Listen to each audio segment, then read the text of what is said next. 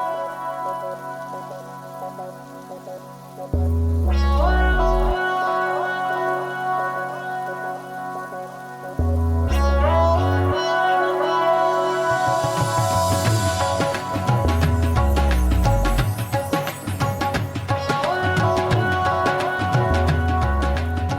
all measurable. We need this building, this room for this space, this is what it is.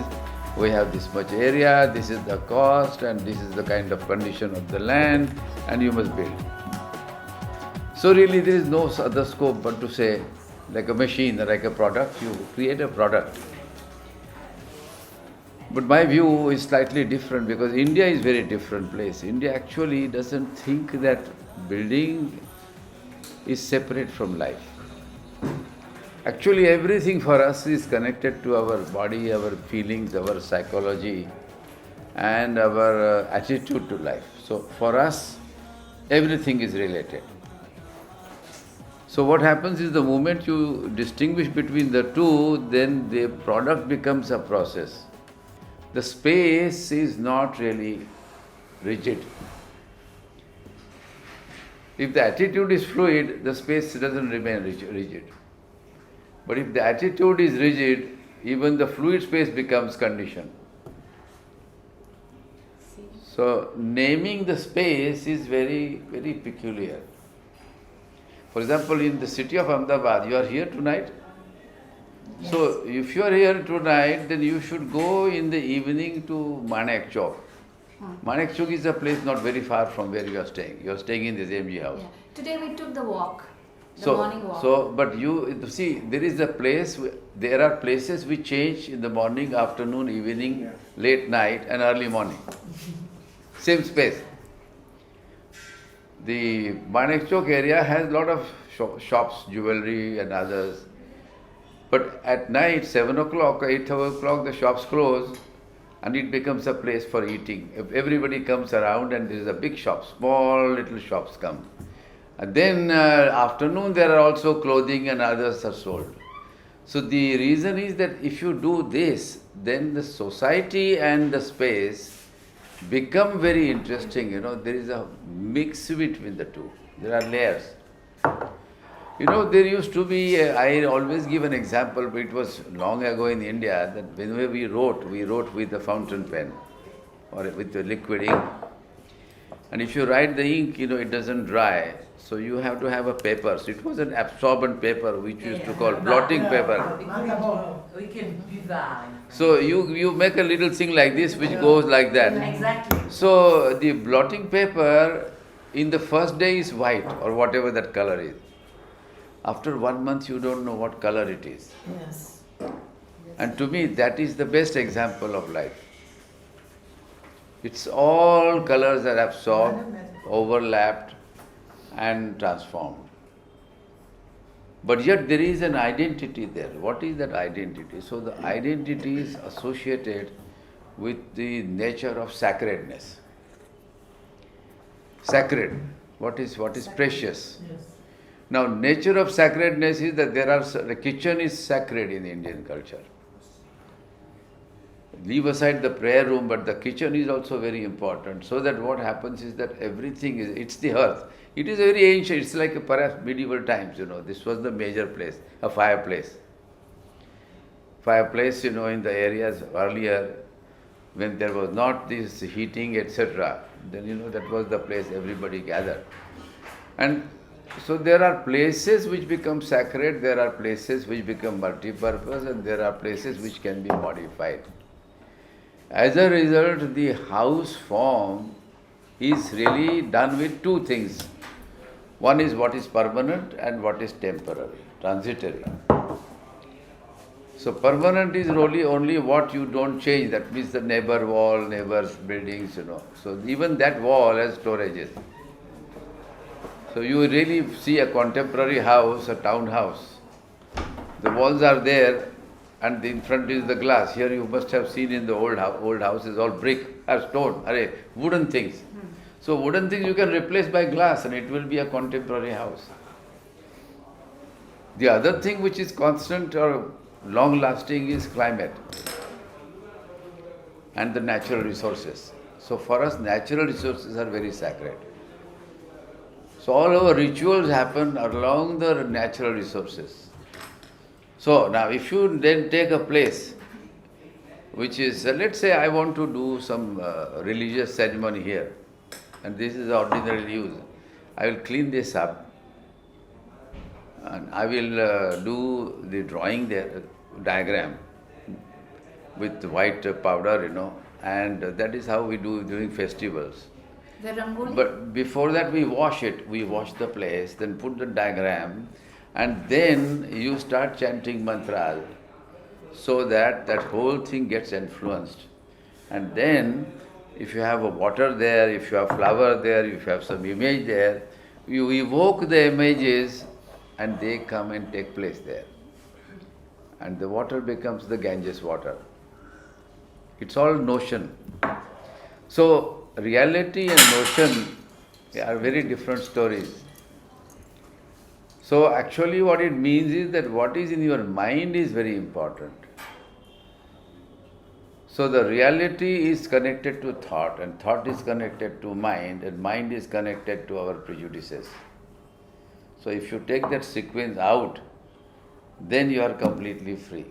Reality connects to mind. Reality is connected to thought, mind. Mind. Thought. First is the mind. Because see, I will say that this is tea. But if I was thinking about coffee, I came from your culture and then I said, no, but I think this is coffee. Then I think it is like hypnotizing, self-hypnosis. So then it will become coffee for me. But if it is tea, or even if it is coffee and if I say tea, I may not like it. Who determines that? It's the mind which determines. So the thought, mind, then the action and the use all get connected. So what we do in architecture here is we think that this is the way to think about buildings. For example, you came into this building, it must be a very strange building for you, it's not an office. Next buildings are very expensive buildings. I built this building 35 years ago. And I asked one question, I said, what is the price of my life? I said, my price of life is very high. I must enjoy the place, knowing fully. I do a lot of urban design, I do big, large plans. So I know what will happen here. 30 years ago I had planned, I said there will be towers here. Incidentally, this is not a big building, other buildings are coming up much higher. But I said, what do I do here? I'll make this place which is a garden for me, then a garden and a place which is not defined. So, did you find this as an office? No. What was it like? Was it a studio? No. What was it? Botanical garden. Like a garden, sculpture garden. But when you came, did you walk on the big steps? Or you were brought like this? We followed the path. But you did not go up because you were in a line, so somebody who goes like this. Yeah. So here people come up, they come up and there is a door, but the door is closed. So they go back again and again come back, and then they slowly come into this way, and then the entrance looks like a non-entrance. Yeah. And the entrance lobby, there is no reception there, there is one person sitting there. It looks like a house. And then you enter and you go to the studio. So the whole idea was, I want a building to be experiential. So the issue is, what is sacred is memory. Because it is always connected to our associations. And then, therefore, memory comes out of experience. And if the experience is unexpected, you will remember it. And so in this office, it is only an experience. You came to this hall, I will take you quickly to the studio and you will see the building. So my purpose of architecture was in this particular building. Other buildings are looking like very normal architecture. But there are buildings which I design which are different. But this building particularly has no definite form. If somebody asks you, can you describe this building? you will have a difficulty to describe. You will talk about garden, yes, you will talk about some platform, you may talk about water, you may talk about like this, but they say, but what is it like? Can you draw me? Can you tell me? So you will have to talk about your journey of spaces and light. And I think this is where the difference is. So I started changing my work, almost 35 years ago. Before that I was doing buildings, but I was trying to look. We did a lot of townships, housing, institutions. I was involved in setting up the School of Architecture. Partly I was involved at NIT. So that was in 1960s, we were building it. So even IIM was built that time. So I was involved with that project from the beginning. I invited Khan. I represented him and I represented the client. So, but this period, 30 years ago, I found out that actually the Indian, I like, not even Indian, let's leave aside Indian. The thing that one remembers is experience. And if that experience is possible, it can be highlighted by sitting in a static space, but which continuously changes. That means if the sunlight is coming, because the only thing which is moving is sun. So if the sunlight comes, not in this but other places, so the sun moves, so the light changes. So you are in the same room, but you don't know, but you can notice from the shadow or the light or the intensity of the sun. Even when monsoon comes. So I thought the whole question is, how does one trap light? How to trap light. And then how to create the same space dynamic. Like I am Bangalore, there are pergolas and corridors. And if you go there, the light changes and the trees also grow, the gardens grow. So never it is the same. So we're going there at 6:30 today. So I am Ahmedabad. Yeah. I also designed I am Bangalore, in which the whole idea was interaction, accidental gatherings, surprises, and evoking dialogues. Because that time the dialogue is not planned. So what is in your mind you talk, and therefore there is no rule. Actually, usually when you have a system, you almost imply a conclusion. But if it is an open-ended, then you don't know, you are actually enjoying that lot more. It's less tiring. It's more exciting. And I think this is what I do. So this is what we have here in the building. Yes, climate control, economic cost, function, that has to be there anyway. So social construct is gathering places. So you create a place where it can also be used for other purposes. My 2 daughters' weddings were here, so we use the platforms and we have parties here. So a lot of activities happen. So building should not close at night. It should be used in different ways, different times. Most of the time. It should never be an entity which is separate. It should be participatory. So if you go to the old city, you will find those little platforms and verandas and balconies. Yeah. So actually the balcony, the jharuka is the eyes. The courtyard inside is the heart because it connects to the sky. So the And- jharokas are those little balconies outside. In wood, wood or whatnot. So when you are on top, whatever you see there with jali and little windows, those are all jharuka. So that is what I found from Indian architecture. That Indian architecture has a lot of these little nuances which are connected to lifestyle and attitude to rediscovering yourself, in which then memories come. Our old temples are like that. All our temples have a long process and they are always added over time. Centuries are added. Not like cathedrals which are built. They are connected to the individual and the society. The ritual is one-to-one. The God is, you have as many people as many gods. It's not one God.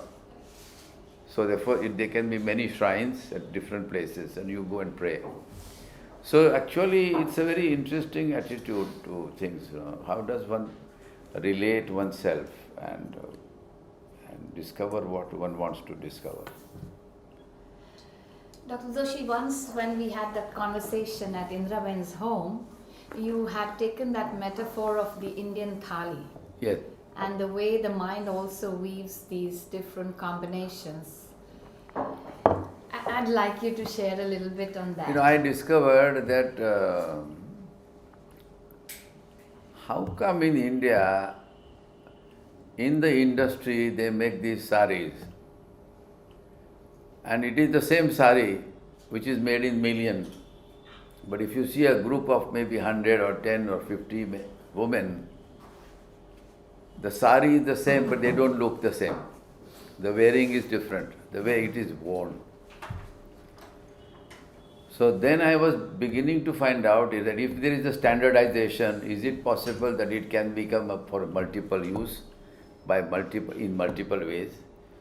So then I found out in a village long back, a person was walking and he had the turban, which is also about 5-6 yards. But at night, he was folding it and he could be used for sleeping and covering himself. And then in the well, if you want water, you tie your little bucket or maybe a little tumbler and then it goes down. So I found, how many ways it can be used. So we all the time think about larger number, multiple uses and a choice to an individual. So the Indian thali, the difference is that if I go to a Western place and have a meal, I will get soup first, then the dish, second dish, third dish, then finally I might get the dessert. Now, some of the things I may not like, but that's what I'll get. In the Indian thali, where you make it for a couple of 100 people or 1,000 people or anything, you have everything, all the dishes are put in one dish. From dessert, from the main over, the first one, or the whatever you have, till the main dish, till the dessert is all around. Advantages are that you can mix your way and eat it. So that you eat sweet, sour, hot, salty, So whatever the you choice want. lies with us. But it is all made in a large quantity. So there is a large manufacturing unit, but it is served in such a way that everybody gets a choice. And you satisfy yourself. So there is a main theme and there is a variation available, which is the same thing with Indian music. So Indian clothing, Indian music and this and house, they are all similar, giving you multiple choices given in any time span. So this is where the difference is. So what I try to do, I did a lot of housing in Indore for slum people. So I mix them up with the upper income group houses. And those slum people really over time have built, but they became friends, they changed their culture. If you go there, you can't think, you may see the house simple, but the children are playing with the other people.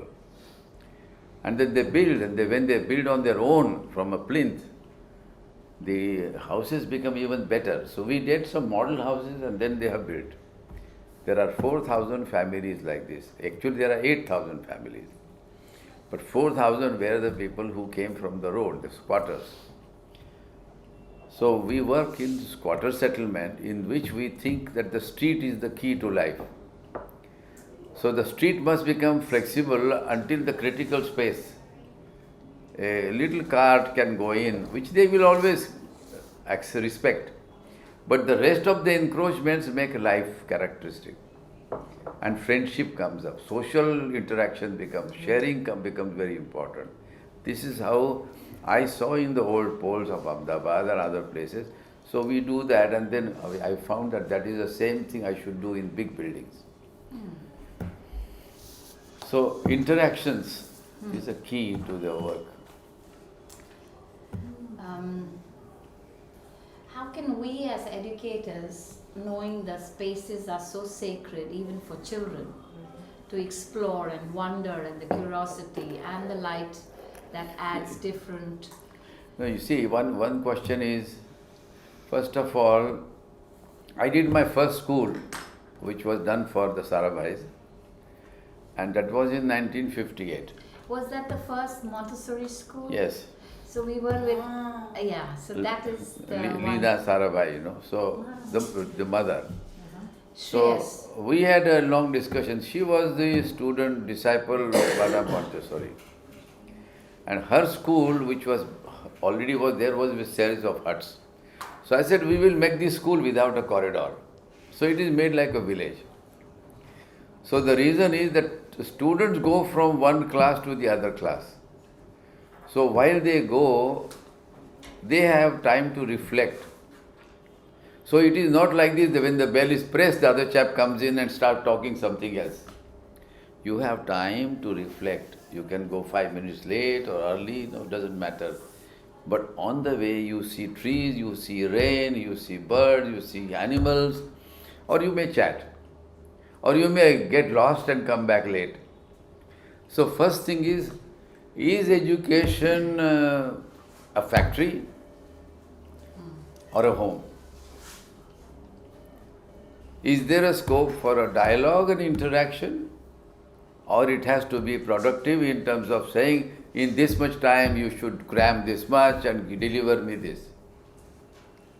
I think this is the thing which is there. So, is it necessary to really make a building and then have corridors? Or if you just made them like a village so that you can choose to go where you want to go, which means, is the curriculum flexible? How many electives I have as an option? Because can we really tell somebody what he is interested tomorrow? But what we do is in education, we take him here and we say, you will end here. Which is not correct. Education should be like the biodiverse garden. Yeah, so you have planted one seed, but maybe the other seeds come from the clouds and they happen to grow nearby, and then it becomes a different garden over time. And when that happens, the growth is better and they become real beings.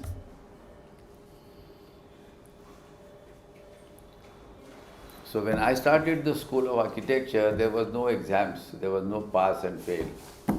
It was like saying you will take more time or you will take less time.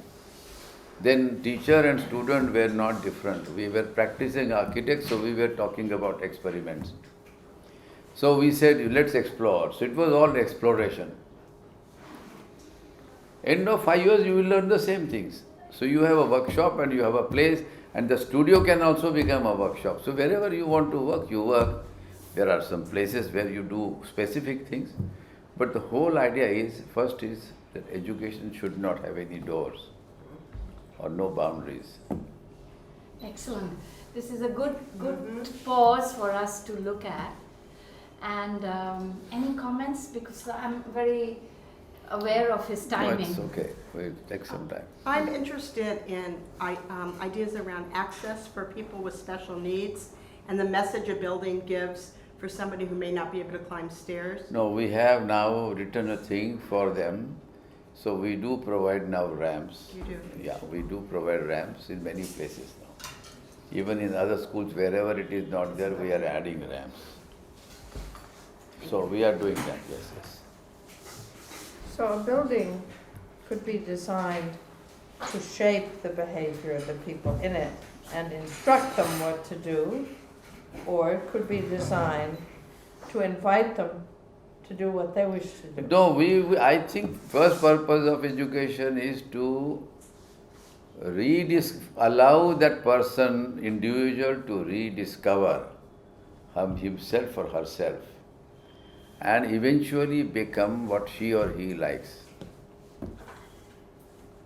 That is the purpose of education. Yes, I was trying to contrast that with I a know. building that says, So do this, do this, No, do this. what you said, I am saying what should be that, I am just putting it the next part. Good. The rigid structure of 4 walls, fixed timing, fixed schedules, fixed exams, and then saying that whether you are pass or fail. I think, how can anybody be failure? That means I am already telling him that you can be a failure, the fellow will never grow. Somebody may take little more time, somebody may take less time. That's all. So this whole question of mind now comes back. We are already putting in their mind that you will do this, and you are compelled to do this whether you like or not. Better like it what I am saying. So there is a torture, psychic torture, not really physical. Deep inside the person feels, I don't like what could I. So the elective and the choices. So the curriculum, the courses have to be diverse, maybe little less, more, but then we can guide them to go where it is, which means that an institution is a network of institutions, not islands. So if you have networks of institutions, then you have no choice, you don't have the facility, you ask them to go there. Which means that the faculty grows, the students grow, the program grows, and nobody feels the fear of not survival. Very similar to a joint family, extended family. Dr. Doshi, can you talk a little bit about the joint family and its present trend in the Indian context? Well, present trend is actually like anywhere else in the world. It has become now one child, one couple, and then the worries, whether they should have siblings or not. I was born in a family which was an extended family. My grandfather had 3 daughters, 3 sons. They were married, but they were all staying near one street, but most of them, their children came to the house, so we were never less than 10 to 15 people. Never. So death and the birth happened at the same time, and you knew what it is. So the transition of cycle you understand unconsciously, subconsciously. Slowly it filters in you that life continuously changes. Life has ups and downs. Then there are emotional issues which are very, very critical. So I never saw my mother. Before, when I was about 8 months or so, she passed away. 8 or 10, I don't know. So I have never seen her. But I never felt the lack of it. Now I feel it, so from a different point of view. But otherwise there was you never know, the aunt is there, the other people are there. Even I never ate every day at the house. I could eat in the house of my aunt or others, here on this side, opposite side. So they would ask me, did you eat? I said, yes. So you learn a lot more there. There has to be transitional spaces. If the transitional spaces are not there, supposing we get up and immediately we have to go to work. Very often it happens, you get up late and then you just run. If you have to do it every day, how would you feel end of the day? But you get up, you take your own time, wash, you ponder, look something around, walk a street or go to the place and then go back and settle, you are more efficient in the end. So time is very important. I think, the new companies, I know in Brazil there is this Semblers company, which is having called 7-day weekend. Have you heard about it? 7-day weekend? No. In Brazil it is a very famous, he has written a book called 7-day weekend. Ricardo Sembler. And his company has always made profits 20% every year. There is no recession. That's what happened when I saw the book, years, but it is so. And he talked about it that you with a laptop or otherwise you are working all the time. So you are working 24 hours. Yes. So why not have the holiday when you need, when your family needs, or you want to go to a movie or you want to have a break, as long as you produce. So the whole question is, should we really have a weekend only on Saturdays? Suppose, suddenly your friend comes from somewhere and it's midweek. And then you want to meet, you say, no, sorry, I can't meet. But you say, well, I am going to go away, then what do you do? But suppose you were free. Can you imagine the time that you could use and go to a movie and spend time, and your life would be 20 times better than otherwise? Same thing with the school. Yeah. So school should be perpetually a holiday place. You shall be quoted. No, I started this school, so exams were never there. Now, maybe because of 50, the school is 50-year-old now, it's a university. I started with 30 students. And from one discipline, we have something like 20 disciplines. There are not many doors, it's an open space, it's like a village, you go one place to the other, change. Is that a school of design or? It's a design, architecture school, architecture, planning, urban design, etc. But though the issue is, this is the way, because first is, should the teacher be distinctly different from the student?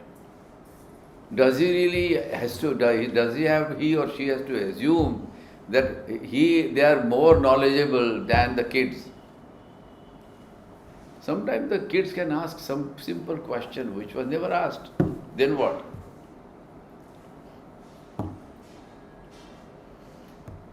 I have been teaching, for last 50 years. I taught also at the University of Pennsylvania for 18, 19 years. My son went there. So what I think, is that first question is, I don't think that we make education or anything we do, it is outside us. We never do what we would have loved to have it. How come this mindset? Why are we thinking that we are 20, 30, 40-year-old or 50-year-old and we are professors and we have a right to decide? But supposing that you said, I am still a child, would it not make a difference?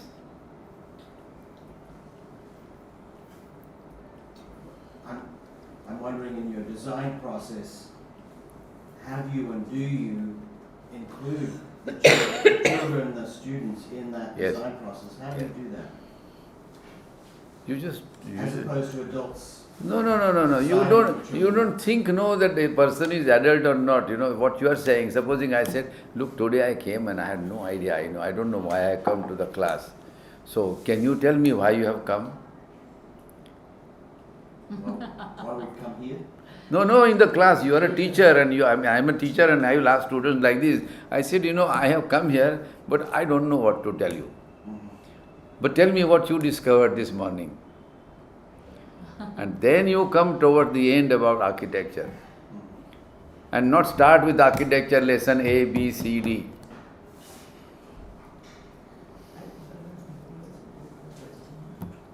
Partly. But if you're designing a school, a particular school, a building. Yes, I don't. Do the So inhabitants- there are 2-3 things which we do. Let's say that one is, I had asked them in the initial 1966, 65 or 68. I said, let's design an imaginary animal. So you design an animal, you decide and you find out what climate, what place, what food, what not. Do you know they came up with most unusual things? The first year is the brightest because you don't give them any idea and they are at their best. And final year are the dullest. And they think they know everything. It's all frozen. Even today, I'm not denying, it is the same. Because finally you say, I have to do this because I'm expecting the grant or I like that recognition and all that. Actually, education must be a place where it should be more rewarding, self-rewarding. More appreciative of the unknown. I mean, what do you do with all the libraries? Nowadays, students cut and paste. Everything is done like this. So anything you ask them, they will give you in 5 minutes the answer, cut and paste. But before that, they never knew the answers. It was quite, actually, enigma is very important. That doubt, that surprise. That feeling, that there is something else I must find. What if someone says to you, I'm going to be devil's advocate for a minute. If someone says to you, the purpose of school is to create disciplined, fairly predictable adults who understand what they're supposed to do and when, and accept that. Yes. Now that's the That is opposite of what no, you're no, no, saying. no, no, no. That is the school which we have now found after 50 years. Now our school is no different from what you are saying. That this school gives you this product for this particular purpose and you should be satisfied, okay? But only difference between our school and other school is that our school would still question, the student would still question. So they are 10-20% loose. They don't fit into the box. They can be a little shaky. But there are quite a few who come out and they want to start practice. They are frozen. So you will find maybe 5% who will be very different. For example, our school says that you should finish the course in 5 years. The final year is for a research work, thesis. In my time, some students took 10 years. They were all the time there sitting, loitering, but they became marvelous people in the end. And our students don't have to take the same profession. They have gone to theatre, they have gone to film, they have gone to photography, they have gone into market, they have become very good human beings, competent. But there are many who have, what you say is correct, they follow the commercial value and then they want a bungalow, they want to have a car, they want to have this. So this is 60-70%. But other schools have not even 5%. Even the teachers are not like this. And this is the only difference. So I would not say that what I am saying is 100% possible, but I think if you see, let's say we are sitting here, just now I was feeling stuffy and I am sure you were feeling stuffy. That little cool air, a crack in the building or a window slightly open, I think suddenly the breeze comes and you feel very different. That's all you can do in life. That little change, like the feather, you put somebody, and put the feather on your face and the kind of tingling that you get, if you can do that much once in a while, that is good enough. That's where that sacredness comes, and gentleness. Professor, may I be a little bit provocative in some question, with all respect for your beautiful building. When you arrive in the city we have seen, I've lived 8 years in Japan. I'm interested in architecture. Honestly, being in India, I've visited this beautiful old part of Ahmedabad. But right now, what I see is very similar to China, where I've been living also. It's honestly junk architecture everywhere. I don't know if we can call it architecture. Agreed. So, what people like you that like sort of consciousness, or I don't know, who have spent your life also in this domain and with your wideness, why is it so that there is not even in what I can find in China that I don't find here, is not even trial to make beautiful things in between, or I don't know. Honestly, it's No, see what you are saying, I also raised this question with my colleagues, my partners, and one feels depressed and one feels almost saddened that if this is what is going to go on, then nothing worth living. But then, why it has happened is that joy and sacredness have slowly disappearing from our dialogue or our gestures or anything. For example, in Japan, if there is a tea ceremony, that tea ceremony which takes 1 hour, but you go there and you come back and you are not enlightened, but you are lightened. You have become light. If somebody can inject that somewhere, you find 5% change. You don't expect more, because what has happened is money on one side economic weakness, poverty. Other side, very large exposure to the global world. The notion of values and aspirations on the opposite ends. Because today we live to enjoy physically. Nobody talks about the spiritual or psychological enjoyment or joy. Everybody wants to say, I'm earning so much in this much time. So time is money. So what has happened is time is money has become a normal thing. So what you produce, if it can be sold, what does it matter whether it is good or not? So you make junk, you still make money. And everybody says, this is like this. So they want to build Shanghai here, they want to build China, they want to build New York. So they want to build in Bombay and other places big glass towers, which has nothing to do with us. Climatically, culturally, socially, economically, there is no question, we can do other ways. But that is not happening. Because there is an image which comes from the media. And media says this is what is good. So continuously they talk about this. That if you have a car, why don't you have a bigger car and a better car? If you have a life, why don't you travel and see things? You need money. So everything is converted into idea that, first of all, we never ask this question, what are my needs? If we are in the land of Gandhiji, he had no possessions. So we talk about him, but we have never understood the man. So what do?